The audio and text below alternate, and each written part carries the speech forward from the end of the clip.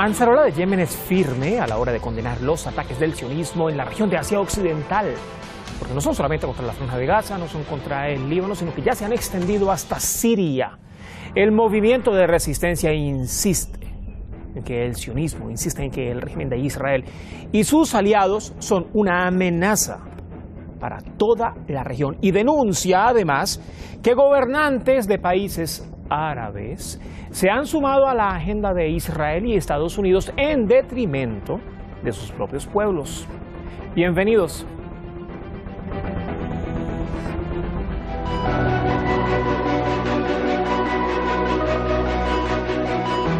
El líder de Ansarollah elogia la posición de Yemen en apoyo a Palestina y Líbano y reitera la necesidad de enfrentar el proyecto sionista estadounidense en la región.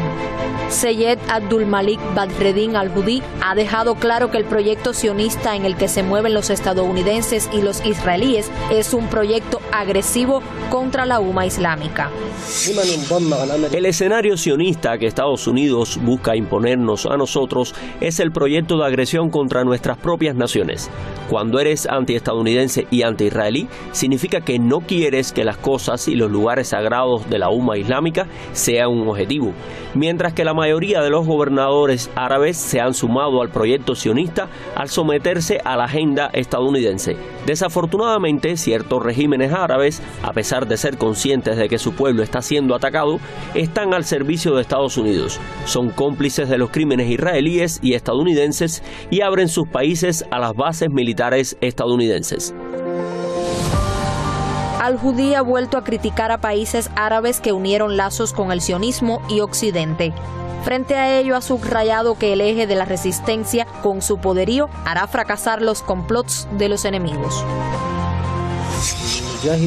El Líbano y su movimiento de resistencia islámica Hezbollah siguen atacando contra el enemigo sionista, infligen derrota tras derrota al enemigo. Los ataques con misiles y drones de Hezbollah contra el enemigo y contra Tel Aviv continúan y apuntan las bases aéreas y militares del régimen israelí.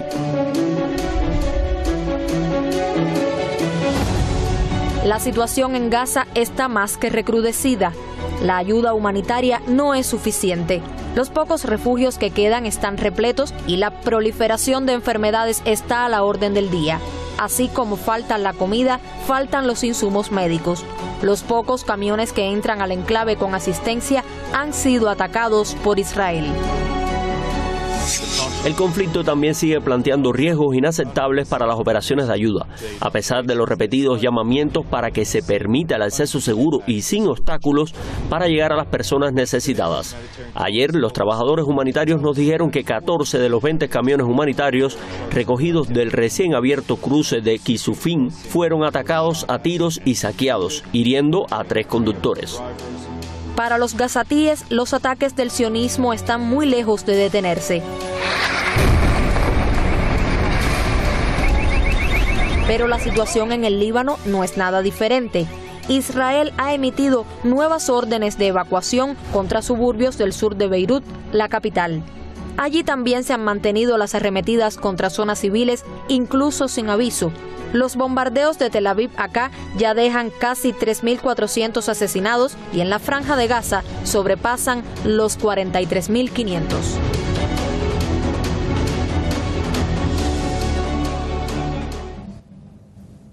Pregunta abierta para la audiencia. Mientras el régimen de Israel está exterminando a la luz del mundo, frente al mundo, a los palestinos en la Franja de Gaza, ¿qué está haciendo ese mundo?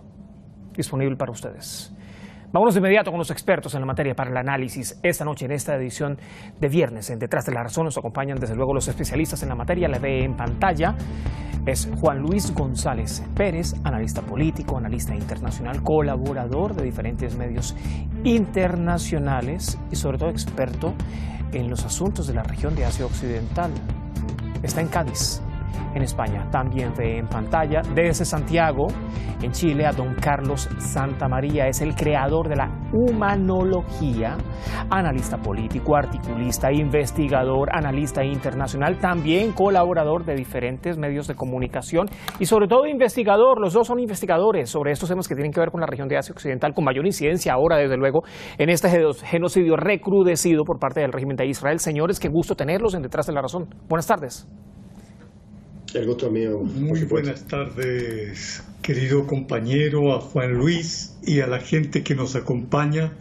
Un abrazo fuerte en esta reflexión que usted dirige. Bueno, señores, entremos en materia porque el tiempo apremia. Realmente, Juan Luis, quiero comenzar con usted. Estamos hablando de países árabes, países de la región, países que incluso en algún momento intentaron fungir como mediadores, observadores o interlocutores también para tratar de detener el genocidio en la Franja de Gaza, pero son países que mantienen estrechas relaciones con el régimen de Israel. Acá estuvo la clave para que no proliferaran esos encuentros y para que no se dieran los resultados favorables a la resistencia. Evidentemente esa ha sido una de las muchas claves, ¿no?, que podríamos poner encima de la mesa. Y es que si la monarquía del Golfo hiciese lo mismo que hicieron en el 73, fijaros qué cosa realmente tan simple, amenazar o dejar de venderle petróleo a Occidente, estoy seguro que el genocidio se hubiese detenido hace muchísimo tiempo. ¿Pero qué sucede? Pues que a esa monarquía le interesa acabar con el eje de la resistencia y con el liderazgo regional de Irán, y por eso están dejando que Israel y Occidente intenten acabar con su trabajo sin ponerles prácticamente ningún tipo de traba. Estos países son auténticos traidores a la causa árabe, son traidores al mundo musulmán, pero bueno, tienen un pequeño problema con su propia población y deben guardar un poquito la forma para que no lleguen a enfadar a su gente, ¿no? Porque podrían de alguna manera poner en cuestión el liderazgo si muestran una alianza absolutamente clara con el gran Satán de Occidente y por supuesto con el gran enemigo del mundo musulmán que nosotros que el Estado sionista de Israel. Y si me preguntas por los papeles mediadores, pues, por ejemplo de Qatar, de Egipto, bueno, pues han sido simplemente un intento de poner una cara amable, una cara regional, quizás más cercana, para no tener que mostrar la cara de Estados Unidos, que es quien ha dominado esas conversaciones detrás de los escenarios, ¿no? Digamos, una cortina de humo. Efectivamente, es una especie de disfraz con el que se han metido para que Estados Unidos no tenga que ejercer ese liderazgo, porque todo el mundo sabe que Estados Unidos es juez y es parte del problema. Creo que es básicamente el mayor problema que existe en la región de Estados Unidos. Claro, dijéramos en América Latina, se paga y se da el vuelto el mismo. Don Carlos, a ver, don Carlos, ¿aquí qué hay? ¿Hay miedo? ¿Hay intereses? ¿O qué hay? Porque estamos hablando de países vecinos al régimen de Israel que, de acuerdo con el mapa del Gran Israel presentado por Benjamin Netanyahu en la Organización de las Naciones Unidas, por ejemplo, ante 193 países, son países que están dentro de ese territorio que quiere ocupar de manera ilegal el régimen de Israel. Entonces, ¿aquí qué es lo que hay? Lo primero que tengo que señalar es que afortunadamente estamos en Hispan TV, que es uno de los pocos medios en el mundo que trabaja siempre con argumentos, con la verdad y haciendo análisis. La mayoría de los productos mediáticos en Occidente son francamente posiciones que ocultan el genocidio. Entonces, coincidiendo plenamente con Juan Luis, quiero comentar dos elementos. Primero, respecto a Jordania. Jordania es una monarquía, no es una democracia. Está más ligada a los intereses occidentales desde el punto de vista económico. Son simplemente negocios. Segundo, esos intereses han dejado de lado el Islam. No puede llamarse un gobierno islámico. Tercero, ¿qué han hecho? Han lanzado una serie de discursos donde cuestionan a Israel, a Netanyahu. Sin embargo, por debajo siguen propiciando todo lo que signifique la victoria militar del sionismo. Y en última instancia, ellos aceptan que su espacio aéreo sea ocupado, igual que las monarquías, para esa victoria militar supuesta de Israel. Sin embargo, hay algo propositivo que nos alienta. Es que la gente está entendiendo que el sionismo no es simplemente un planteamiento general, es una ideología plena de esquizofrenia. Creer sus gobernantes que hablan con Dios, eso no está dentro de lo normal. Creer que el odio es la fuerza vinculante del mundo o el caos significa que se está tratando con un sector que solo entiende la derrota como su factor fundamental. Por eso el papel de las monarquías es absolutamente claro ahora. O se unen para romper relaciones en conjunto, que eso sí podría tener algún tipo de efecto, o continúan postergando, como lo planteaba muy bien Juan Luis, la decisión definitiva. La derrota de Israel será el comienzo de la paz en esa región. Decía incluso el líder de Ansarullah, Israel es una amenaza para la región de Asia Occidental, y de allí donde partía la crítica para esos países, o esos gobiernos, no esos países árabes, esos gobiernos árabes o monarquías árabes que mantenían aún los lazos con Israel. Hay informes que han sido publicados incluso por la propia prensa israelí. Juan Luis, abro aquí aspas, abro comillas, para lo que publica Haaretz. Israel, esto basándose este medio en analistas militares israelíes. Israel ha perdido el rumbo en Líbano, no hay un objetivo claro para las operaciones del ejército, cierro comillas. A ver, si traemos acá contexto, tiene un nuevo ministro de Asuntos Militares, hace menos de una semana que Benjamin Netanyahu lo cambió, ¿no? Es ahora el que era el anterior canciller del régimen de Israel. Entonces, ¿qué está pasando? No hay una estrategia. ¿Dónde está el problema? ¿Está en las altas esferas o está abajo en la línea de combate, Juan Luis? Bueno, si por el ejército fuera, creo que la guerra habría acabado hace ya muchísimos meses. Los expertos militares, de los que citas que han hablado con el diario Haaretz, o los que están hablando todo el día en muchísimos medios, los que pueden hablar con libertad porque ahora no tienen responsabilidad. No, y ahora esto, que ya la prensa israelí está comenzando a mostrar este tipo de artículos, cosa que no hacían hace medio año, por ejemplo. Lo llevan avisando ya varios meses, pero con palabras de gente del Sahel, pero también con miembros del Mossad o del Shin Bet, etcétera. Por ellos, si por ellos fuera, la guerra habría acabado. Pero ¿qué pasa? Que la dirección política del ente sionista está poniendo objetivos cada vez más inalcanzables, con lo mismo que está haciendo en las negociaciones, imposibles de cumplir, porque a Netanyahu no le interesa detener la guerra, porque necesita de una guerra eterna para no ser arrestado y juzgado por delitos de corrupción, ¿no? Pero a veces han oído discrepancias muy graves entre el ejército y el gobierno. Acabamos de ver cómo se destituye al ministro de la guerra, y también se habla de que se puede destituir al jefe de Estado Mayor, que desde hace algunas semanas, algunos meses se habla también de ello. La mujer de Netanyahu incluso avisó de que podía haber posibilidad de un golpe de Estado contra su marido, ¿no?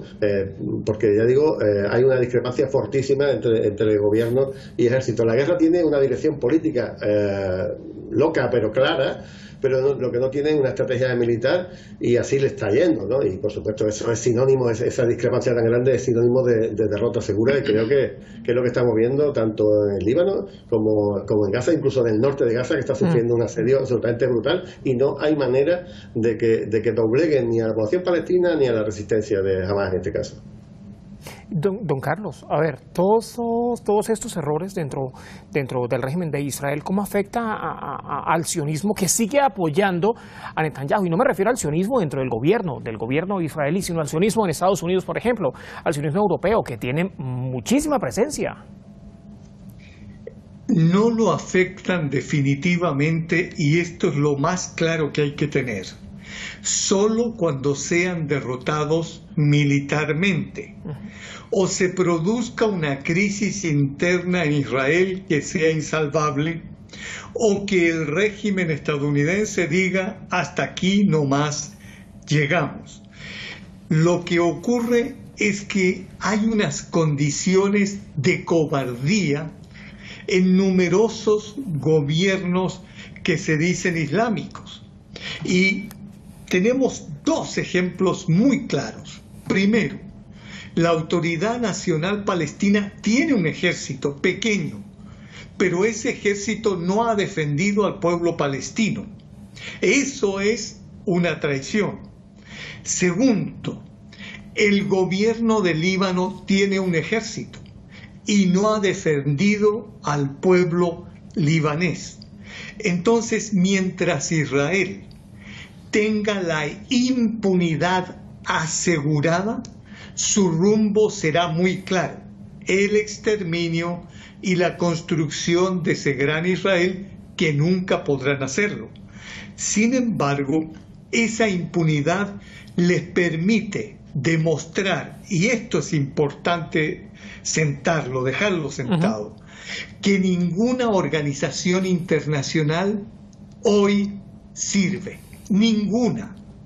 Las Naciones Unidas, absolutamente inútil, aunque le hacen creer a la gente que algo pasará. Un cuarto de siglo en cero. Que la Agencia Internacional de Energía Atómica sirve, no.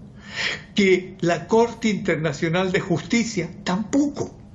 Y por último, hoy día aparece un informe de Human Rights Watch diciendo hay crímenes en Gaza y dándole una importancia como que ese informe fuera a cambiar algo. No, y aparece 13 meses después. Exactamente, o sea, prácticamente 400 días después de haber muerto cerca de 30.000 entre niños y mujeres, lo que hoy día en el mundo se llama femicidio e infanticidio. Y obviamente, mientras exista la impunidad, no hay posibilidad. Por tanto, hay que dejar muy claro esta constancia. Solo la resistencia es la única que está haciendo una labor definitiva. Sin embargo, no basta con la resistencia porque están luchando contra la Unión Europea, contra la OTAN, contra Estados Unidos y contra Israel. Es una lucha desigual, valiente, efectiva, sin embargo, contra ejércitos cobardes que siempre unidos atacan.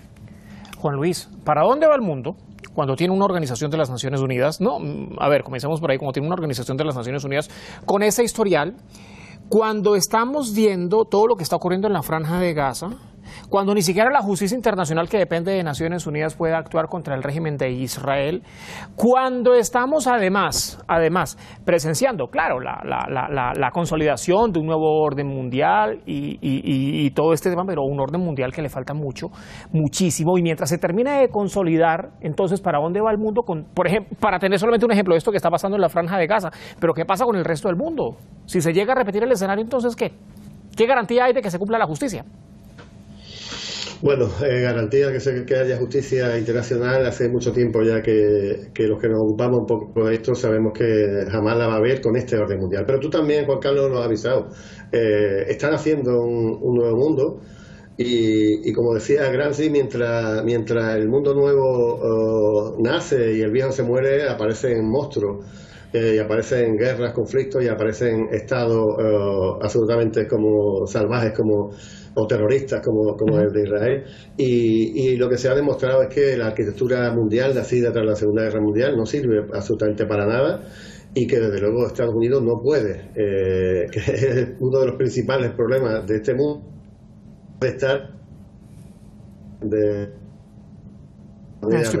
Estoy perdiendo la comunicación con Juan Luis. Vamos a intentar mejorar la conexión. Juan Luis, mientras tanto, bueno, don Carlos, ¿para dónde va el mundo mientras está ocurriendo todo esto entonces y mientras termina de consolidarse el orden mundial? El nuevo orden mundial, don Carlos. Hoy día no existe la comunidad internacional. Lo único que existe son tres bloques. El bloque occidental conformado por la Unión Europea, Estados Unidos, Israel y unos satélites. El bloque multipolar, donde ya hay más de 50 naciones que se lanzan al camino de su liberación, y un tercer grupo de naciones que todavía no asumen que son soberanas o deben ser. Entonces, el camino está muy claro y la predicción que hemos hecho se cumple 100%. En la medida que avance el mundo multilateral, los BRICS, la Organización de Cooperación de Shanghái, el Oriente, por decirlo así, liberador, habrá más asesinatos, más bombardeos, más masacres, porque el Occidente no tiene ni civilización ni visión del mundo con justicia social. Para ellos es solamente obedeces o te elimino. Por tanto, estos efectos que están ocurriendo en Gaza, en Líbano, en Ucrania, en América Latina, son propios de este cambio. Habrá miles y miles de muertes injustas, sin embargo, se logrará llegar al mundo multilateral, a no ser que algún occidental desquiciado presione un botón nuclear. Y ahí sí sea peor la cosa. Juan Luis, creo ya haber retomado comunicación con usted. Retomamos también la idea. Bueno, lo que estamos hablando, un poco a dónde va este mundo, ¿no? Preguntaba hace un momento. Pues creo que lo que está demostrando este conflicto y otros que se están dando de manera paralela, como en Ucrania, como en África, etcétera, es que la arquitectura mundial nacida de la Segunda Guerra Mundial no sirve absolutamente para nada, y colocar a Estados Unidos en el centro de las Naciones Unidas, colocar la sede de las Naciones Unidas en el mismo Estados Unidos, siendo Estados Unidos el grave o uno de los más graves problemas que tiene la humanidad, creo que es una auténtica locura. Hay que superar esta arquitectura, hay que crear una nueva. Y mientras, como decía Gramsci, mientras nace este mundo multipolar nuevo y el viejo mundo se resiste a desaparecer, pues nacen monstruos como el Estado sionista, que está cometiendo en directo genocidios, ¿no? Estamos viendo hambrunas, estamos viendo epidemias, estamos viendo muchísimos problemas que desde luego los organismos internacionales no están capacitados para enfrentarlo. Así que bueno, lo que tenemos que hacer de momento es intentar acelerar todo lo que se pueda la venida de un nuevo mundo multilateral, mucho más justo, y donde cualquier país, al margen de lo que diga el hegemón actual, puede decidir cuál es su sistema económico, cuál es su sistema social, o cómo quiere organizarse, o de quién quiere ser amigo, o a quién quiere venderle sus recursos naturales. Cosa que en estos momentos, fíjate que he hablado de temas absolutamente simples y llanos, ¿no? Pues no sucede, ¿no? Si no le vende a precio de saldo el petróleo a Estados Unidos o Occidente, pues te doy un golpe de Estado. Si quieres cambiar la moneda africana del franco francés por otra, te doy un golpe de Estado. En nombre de la supuesta democracia. Claro, y encima de eso, ¿no? O sea, desde luego, otra cosa que ha desnudado completamente a Occidente ha sido, sí, que se oye la boca de la democracia, derechos humanos, libertades, etcétera, pero luego, cuando tiene que aplicar eso a alguien que considera su aliado, pues evidentemente todo eso no existe y se quedan en fábulas, ¿no? Entonces, bueno, tiene que nacer otro nuevo mundo, y en eso estamos todos y todos, y ese es el proyecto que vosotros desde Hispan TV podéis también, obviamente. Bueno, señores, se nos termina el tiempo, lamentablemente. Muchísimas gracias. Buen fin de semana. Gracias a vosotros. Muchas gracias. Venga, que estén muy bien. Hasta la próxima. Nos preguntamos, Siria se está encaminando nuevamente a enfrentar otra guerra impuesta por Occidente. El régimen de Israel ha mantenido durante las últimas horas mayores ataques contra Damasco, y esas arremetidas, esos bombardeos, han dejado, en el momento, 15 personas asesinadas, niños incluidos, y cerca de una veintena de heridos. Mientras tanto, las defensas terrestres también de Siria han neutralizado misiles del régimen de Israel en la provincia central de Homs, incluso muy cerca de la frontera entre Siria y el Líbano. ¿también se extenderá la guerra a Siria? Gracias por acompañarnos. Buen fin de semana.